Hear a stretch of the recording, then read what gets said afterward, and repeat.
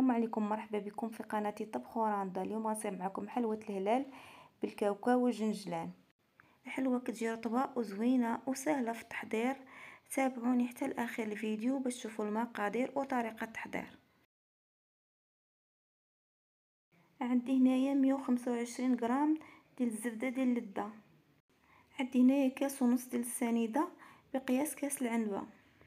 عندي هنايا شاشية ديال نكهة الزهر. كتجي الحلوة زوينة ورطبة وراها معروفة، كانوا كيديروها الناس زمان.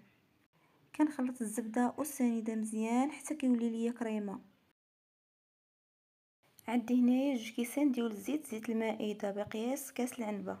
كندير قبصه ديال الملح باش كنقاد به الذوق ديال الحلوة.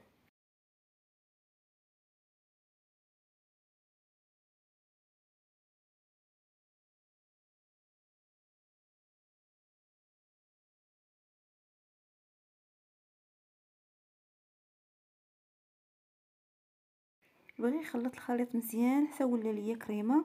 عندي هنايا زلافه ديال الجنجلان محمره في الفران ومطحونه مزيان. عندي هنايا زلافه ديال الكاوكاو حمرته في الفران وطحنته مزيان. عندي هنايا معلقه ديال قرفه كبيره.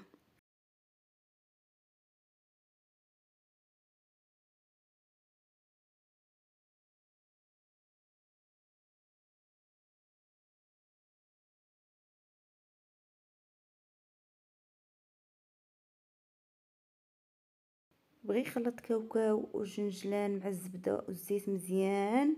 عاد كنضيف الدقيق الابيض، كنبقى نضيف غير بالتدريج. عندي هنايا الدقيق الابيض من النوع الجيد ديال الحلويات باش كنخدم.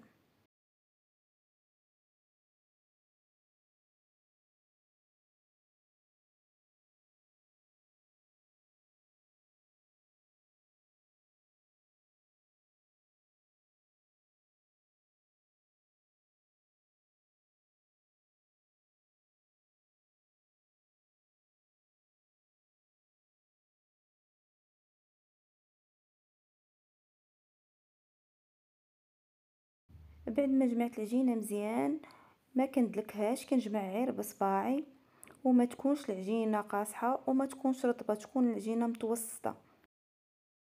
كنغطي العجينه بلاستيكه ونخليها ترتاح. عاد كنبدا نصايب في حلوه الهلال. هنايا غنصايب معكم حلوه الهلال. كيجي بهذا الشكل هذا، ما يجيش رقيق وما يجيش خليط، يكون متوسط. كنبقى مستمره بهذه الطريقه هذه حتى كنكمل الحلوه.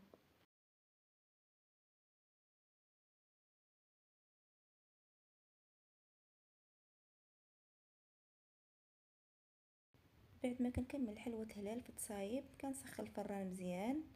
هنا درت حلوه الهلال في اللاطه وبعدتهم على بعضياتهم باش كندير اللاطه في الفران باش ما يضيعوش ليا الحلوه كتكون طيب.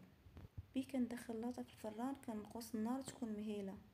بعد ما طابت الحلوه وجبدتها من الفران ها كيفاش جات دايره، جات محمره وما داعتش على بعضياتها. الحلوه جات زوينه واللون ديالها ذهبي. وكنخلي الحلوه حتى كتبرد. عندي هنا سكر كلاصي من النوع الجيد ديال الباكيه وكنغربلو. عاد كنبدا نفند فيه الحلوه ديال الهلال مزيان بهذه الطريقه هذه، وكنبقى مستمره حتى كنكمل الحلوه بهذه الطريقه هذه. الحلوه كنخليها حتى كتبرد مزيان.